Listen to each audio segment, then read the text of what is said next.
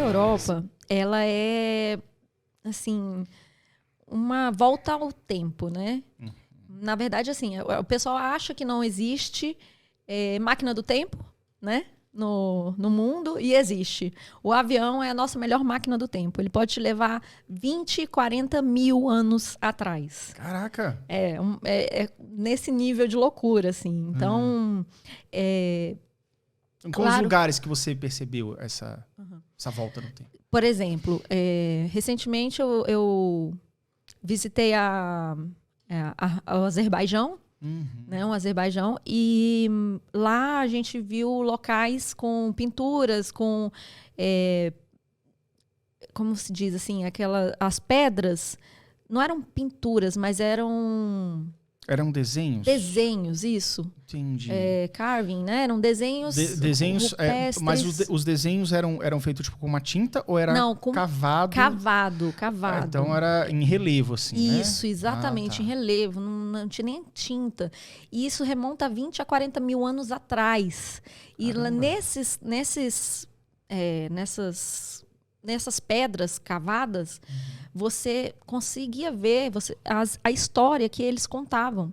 Então, de como eles caçavam, de como era o casamento, qual era o papel da mulher naquela sociedade, como que eles se defendiam de outras tribos. Isso é há 20 a 40 mil anos. Como eles registravam isso. Isso, eles registravam isso há 40 mil anos atrás. Isso é uma loucura. A foto desse lugar tá aí no Coisa de Fotos também? Você lembra? Você trouxe?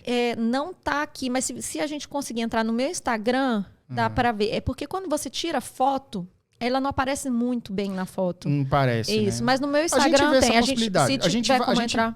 Quando a gente for colocar as fotos, a gente coloca as fotos e aí, se der, a gente consegue depois entrar no Instagram e ver como faz, tá? E ao mesmo tempo, o Azerbaijão é uma cidade, Baku, que é a capital, extremamente moderna, é uma mini Dubai. Eu fiquei assim, eu achei, porque a gente tem um conceito, né? Um preconceito. Não adianta, né? Mesmo assim, eu que amo viajar, que já viajei bastante, pretendo viajar mais, ainda tenho esse preconceito. Sim. Então, por exemplo, às vezes a gente começa, eu e meu namorado, a gente programa uma viagem e meio que vamos, né? A gente depois vê lá o que faz, às vezes, dependendo da viagem. Eu gosto assim, né? Também. Primeiro a gente chega e depois a gente vê. Isso. Hotel Booking, lá na hora você vai lá no Booking e pega lá. A gente vai aos passeios, a gente vê. Então, assim, Azerbaijão, eu confesso que eu não pesquisei muito antes de ir. A gente falou assim, como a gente está perto aqui, como a gente foi para o Irã, nossa, um país maravilhoso em termos culturais, né? Não em relação a tudo que está acontecendo lá. Sim. Mas a gente, o que tem perto do Irã? E a gente olha no mapa, tem Azerbaijão, tem Geórgia, tem Armênia, vamos nesses aqui, a gente compra passagem. Vocês pousaram no Azerbaijão?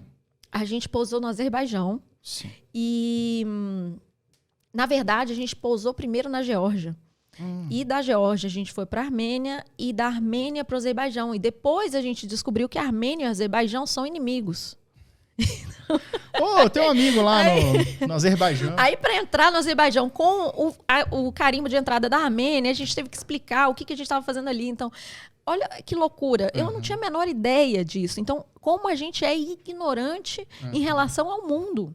A gente vive numa bolha que a gente não sabe o que acontece de fato no mundo. Entendi. Por isso que viajar te abre tantos olhos, te faz assim expandir a mente de uma forma que não tem jeito. Não é vendo um vídeo, não é alguém te falando, é você indo lá e vendo, né? E nessa região que você foi, além dessa dificuldade aí na fronteira do Azerbaijão com a Armênia. Com a Armênia, você enfrentou algum perrengue lá, alguma coisa cultural?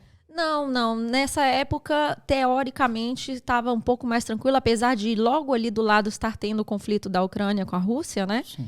Bem perto, ainda não estava muito afetada a região. Só que um tempo depois que a gente saiu, tanto no Irã quanto nessa região, começaram a ter alguns conflitos, porque as pessoas estavam fugindo da guerra. O presidente russo, ele convocou, se eu não me engano, 300 mil homens para irem para a guerra, e eles não queriam ir, então eles começaram a fugir da Rússia. Nossa Senhora. E aí, o que faz a fronteira com a Rússia são esses países, né? Geórgia, Armênia, Azerbaijão. Então começou a ter uma debandada, né, alta de russos para lá. E aí eles começaram a fechar a fronteira, essas coisas. Então foi um pouquinho depois que a gente saiu de lá. E no Irã, umas 3 semanas depois que a gente saiu de lá, começou a ter começaram os protestos por causa da moça que morreu porque ela não estava usando véu adequadamente. Não sei se você... Eu fiquei sabendo disso. Ficou sabendo. Até hoje estão tendo esses protestos. Foi a primeira vez que você esteve no Irã? Dessa última? Sim. Quanto tempo você ficou lá, mais ou menos? Você lembra? No Irã, uns 12 dias, mais ou menos. Muito tempo. Alguns países assim que a gente vê e que fala assim, esse país vai ser muito difícil da gente voltar um dia, então a gente fica mais tempo. Porque a gente tenta explorar mais esse país, porque acho muito difícil voltar para o Irã em médio prazo, depois do que tudo que está acontecendo lá, né? Aí eles fecharam fronteira, é um país muito fechado para o mundo.